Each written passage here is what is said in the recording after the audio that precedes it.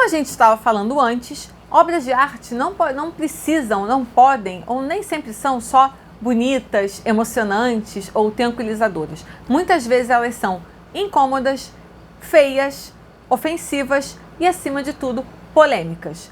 Vamos continuar falando sobre algumas das obras mais polêmicas de todos os tempos? Depois da vinheta.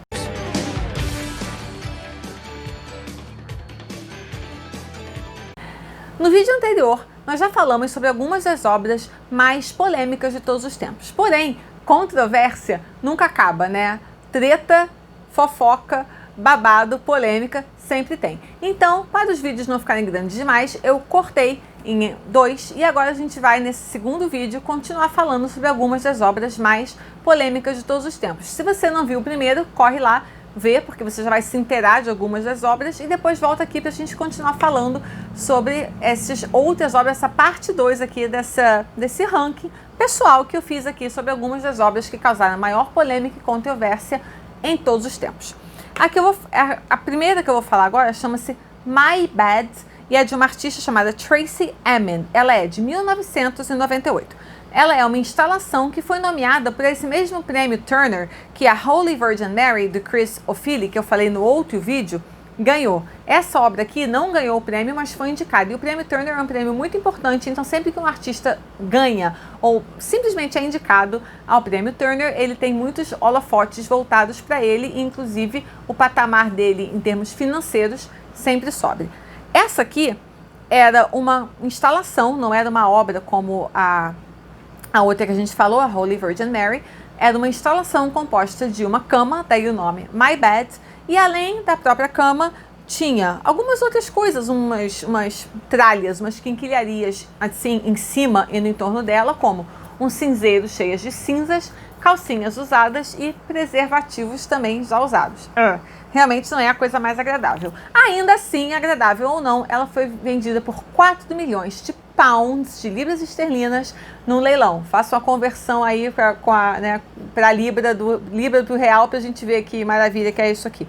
Ainda assim, essa é uma obra da qual muitos artistas, inclusive, não gostam. Não apenas artistas, mas críticos, marchands, acadêmicos. Essa não é uma obra que agrada a todo mundo, mas eu não digo só o público geral. Ela não agrada, até hoje, muitas pessoas dos meios das artes, muitos colegas da Tracey, que consideram ela apenas uma marqueteira super valorizada e que acham que o trabalho dela existe de uma forma muito oca em relação à fama que ela conseguiu graças às suas polêmicas. Ou seja, acham que ela faz uma espécie de polêmica profissional justamente para botar o nome dela aí nas bocas e aí fazer um marketing muito bom de si própria.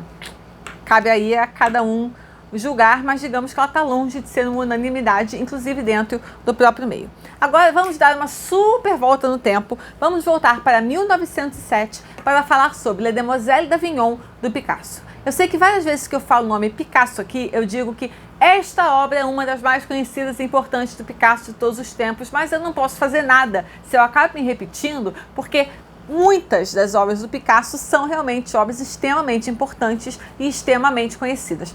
Essa aqui, a Demoiselles d'Avignon, talvez seja a obra mais importante, eu não estou sendo hiperbólica, mais importante de toda a carreira do Picasso, e ela é, junto com a fonte do Marcel Duchamp, temos vídeos aqui sobre a fonte, depois vai lá ver se você ainda não viu, junto com a fonte do Marcel Duchamp, considerada a obra de arte mais importante de todo o século XX. Eu vou fazer um vídeo só sobre as Demoiselles d'Avignon, é uma obra que eu estudei muito ao longo da vida e é uma obra realmente extremamente importante, não dá para falar nela assim de passagem sem ser extremamente rasa e até leviana com a importância dessa obra. Mas no caso da polêmica que ela causou, primeiro foi porque ela estava retratando mulheres, 5 mulheres num bordel da Catalunha. Então, a mesma questão lá da Olímpia do Manet, que aparece no outro vídeo, aparece aqui, a ocupação, a profissão dessas moças foi suficiente para causar incômodo.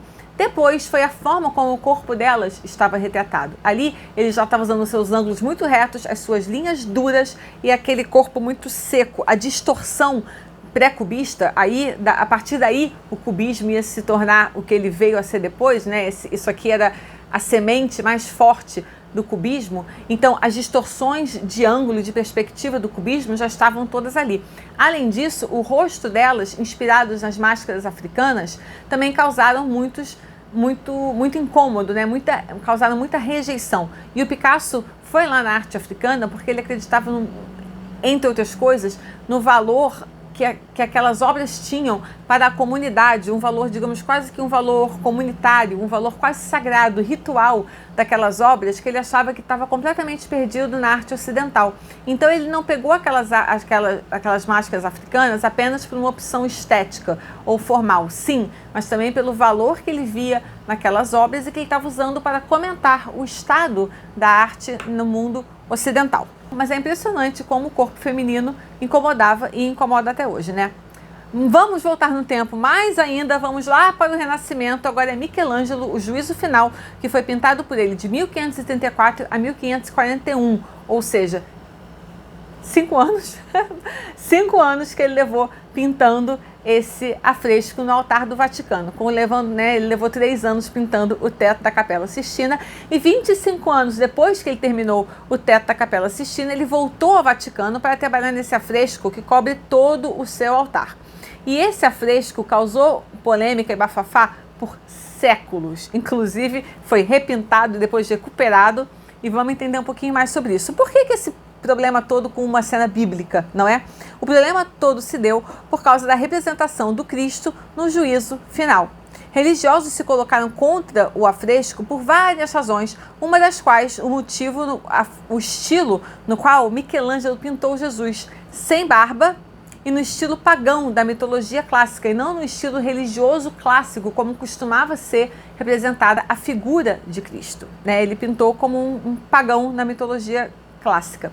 Uma outra coisa que causou polêmica não foi só a representação do Cristo em si mesmo, isso foi até uma questão menor, mas foi o fato dele ter colocado outras 300 figuras completamente nuas neste afresco que iria para o altar do Vaticano. 300 homens nus. Isso foi um escândalo tamanho que, posteriormente, pedaços de tecidos e flores foram pintados por cima do afresco original para cobrir essas figuras, né? Uma tentativa de cobrir esse atentado ao pudor e deixar as pessoas um pouco mais confortáveis. Posteriormente, quando essa obra foi restaurada no século XIX, algumas dessas flores e tecidos que foram usados para cobrir, né, as partes mais indiscretas desses corpos foram retiradas então e eles voltaram a ser vistos como o Michelangelo queria que eles fossem. Mais uma vez a polêmica causada pelo corpo nu num contexto religioso, nesse caso ainda por cima para ser um altar e não é qualquer altar de qualquer igreja, é o altar do Vaticano.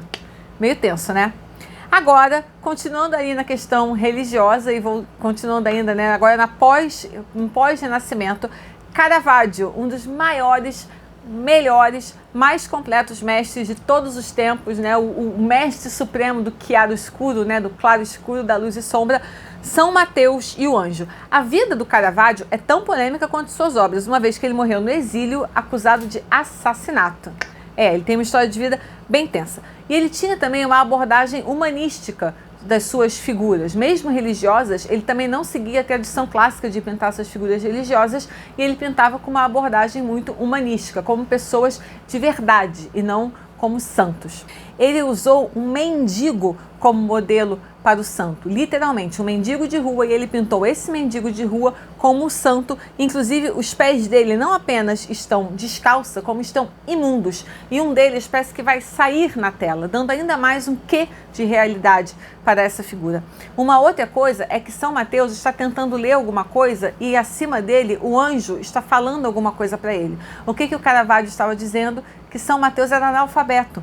Ele não estava conseguindo ler o que estava no livro, ou né, nos papéis ali que ele está tentando, e quem está lendo para ele é o anjo. O anjo está lendo e está traduzindo, né, está lendo em voz alta para ele, porque ele sozinho não tem o domínio do alfabeto. Então ele pegou São Mateus como um mendigo descalço, de pés imundos e analfabeto. Foi suficiente para causar muita polêmica. Bom, como esse vídeo aqui também acabou ficando grande e o que não falta na história da arte é treta, confusão e polêmica, eu separei 5 obras para mais um vídeo, vai ser o vídeo final que a gente vai fechar essa questão das obras polêmicas. Depois, se vocês acharem essas histórias interessantes, eu posso fazer outro, porque como eu falei, treta não falta. Eu selecionei algumas que eu achei mais interessantes. No próximo vídeo vamos ter de Caravaggio a Damien Hirst. Vejo vocês lá. Se gostaram, me mandem perguntas, mandem comentários se vocês quiserem informações a mais. deem o seu joinha, assinem o canal e vejo vocês no próximo vídeo. Tchau!